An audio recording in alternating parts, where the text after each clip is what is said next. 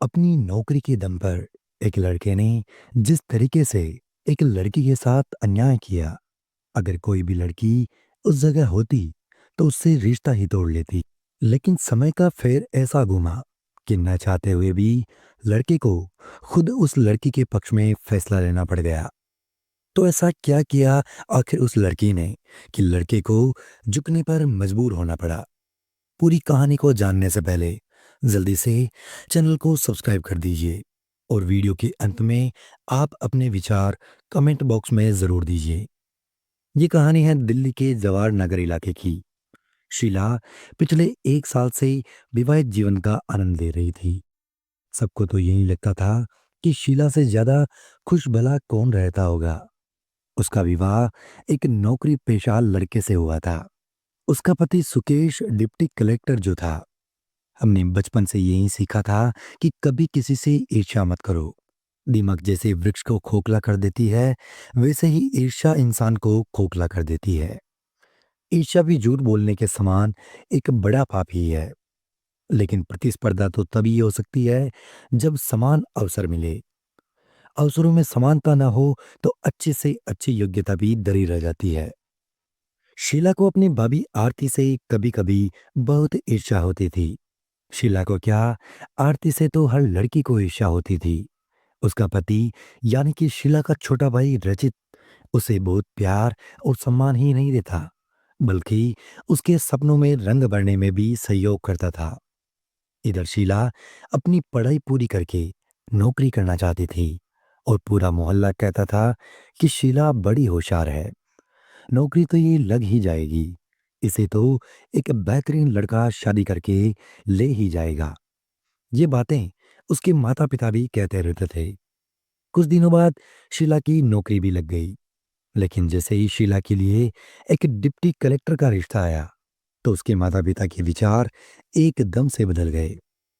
अब वे कहने लगे थे कि डिप्टी कलेक्टर से शादी ऐसे ही थोड़े ना हो जाती है।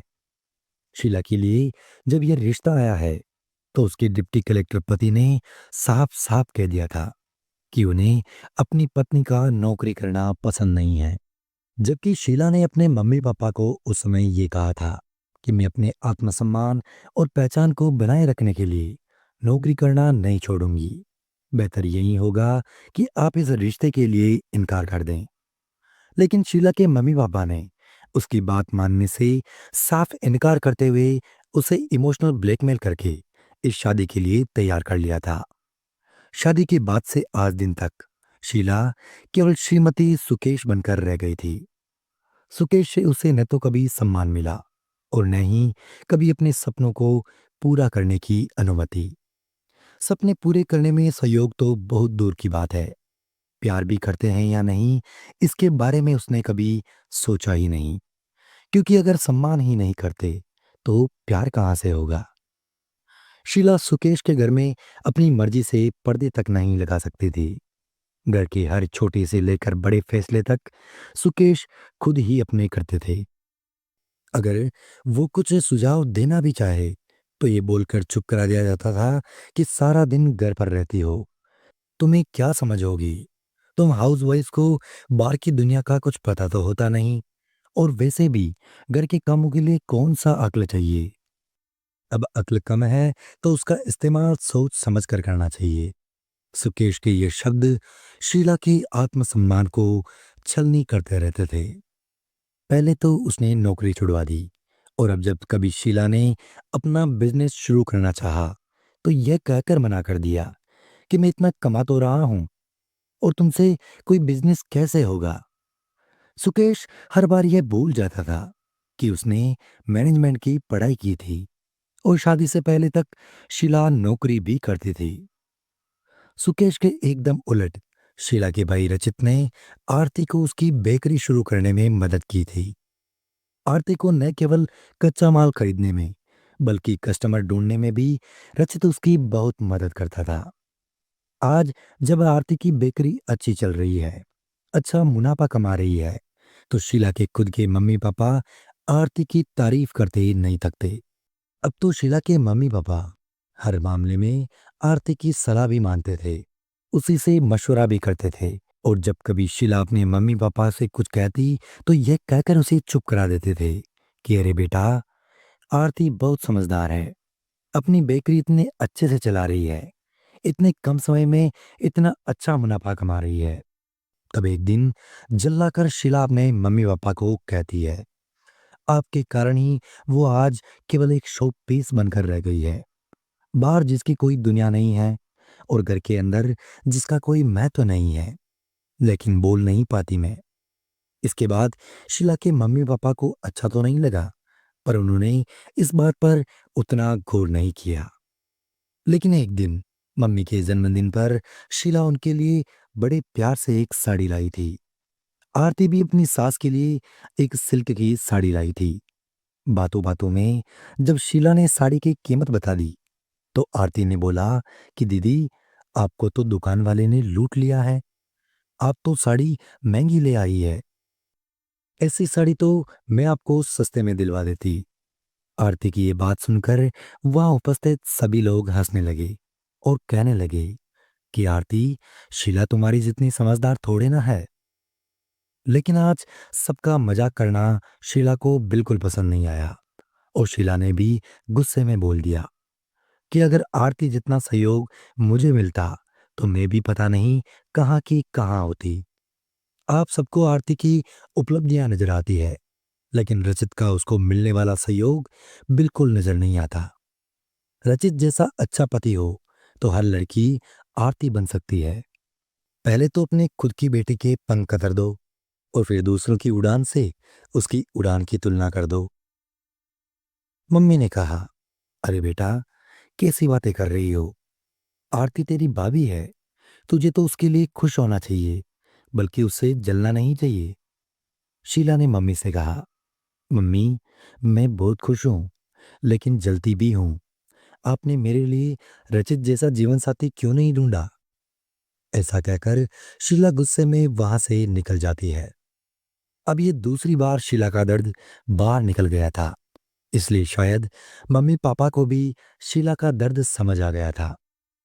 उन्होंने कुछ दिनों बाद शीला को फोन करके पूछा, बेटा शीला, तुम्हें लिखने का भी शौक था ना? क्या शादी के बाद लिखना बंद कर दिया?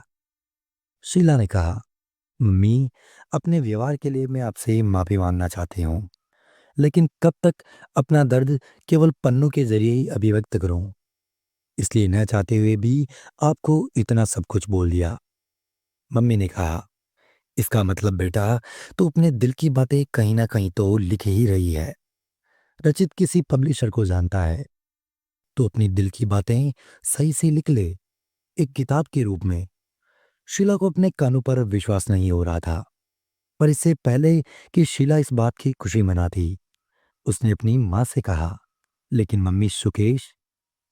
तभी रचित भी वहां आ पहुंचा और ये सब बात उसने भी सुन ली थी। थोड़ा बहुत सोचकर रचित ने फोन अपने हाथ में लिया और कहा, दीदी, आप चिंता मत करो, उसका भी मेरे पास बहुत बढ़िया सॉल्यूशन है। ये सुनते ही शीला के चेहरे पर एक बार फिर हल्की सी मुस्कान आ गई। उसने पूछा, लेकिन ऐसा क्या कर सकते हैं रचित? तब रचित ने आइडिया दिया कि दीदी, हम एक काम करेंगे, हम जब भी अपनी किताब को पब्लिश करेंगे तो लेखन का सारा श्रेय जीजू को दे देंगे।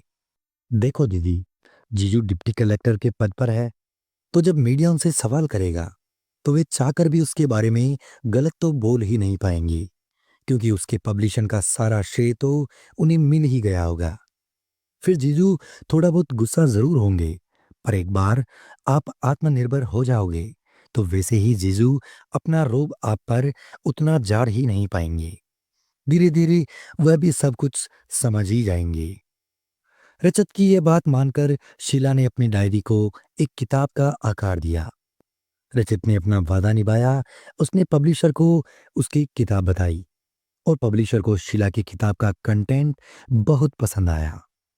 किताब के विमोचन के लिए सुकेश के बॉस को आमंत्रित किया गया। सुकेश के बॉस ने भी सुकेश की बहुत तारीफ की और रचित के कई अनुसार सभी मीडिया पर्सन और अन्य उपस्थित लोगों ने सुकेश को एक अच्छा जीवन साथी बताया। इतने लोगों से अपनी प्रशंसा सुनकर सुकेश अपना मन महसूस कर रह गए। शीला की किताब अब बेस्ट सेलर में शामिल हो गई थी। कई भाषाओं में उसे अनुवादित किया गया। अब शीला आत्मविश्वास के साथ पूर्ण आत्मनिर्भर हो रही थी। शीला ने आरती से माफी मांगते हुए कहा, आरती, तुमसे ईर्ष्या की है मैंने, उसके लिए मुझे माफ कर देना। लेकिन आरती ने शीला को गले लगाते हुए कहा, दीदी, आज आपकी ईर्ष्या की वजह से ही मैं एक बेस्ट सेलर लेखक की बाबी हूँ।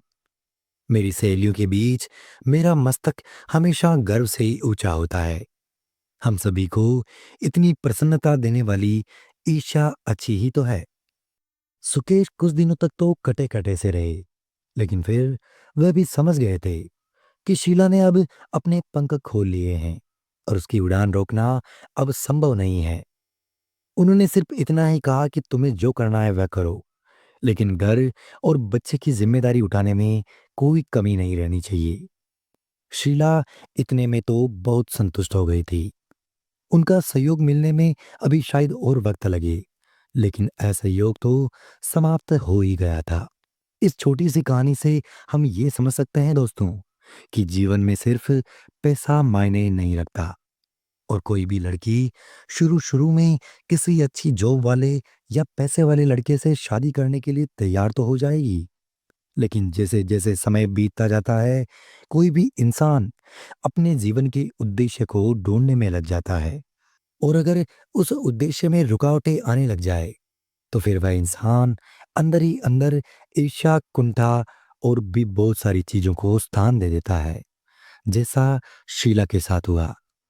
इसलिए अगर ये कहानी आपको पसंद आई है, तो वीडियो को लाइक और शेयर करना बिल्कुल ना भूलिएगा और चैनल को सब्सक्राइब जरूर कर दीजिएगा। धन्यवाद।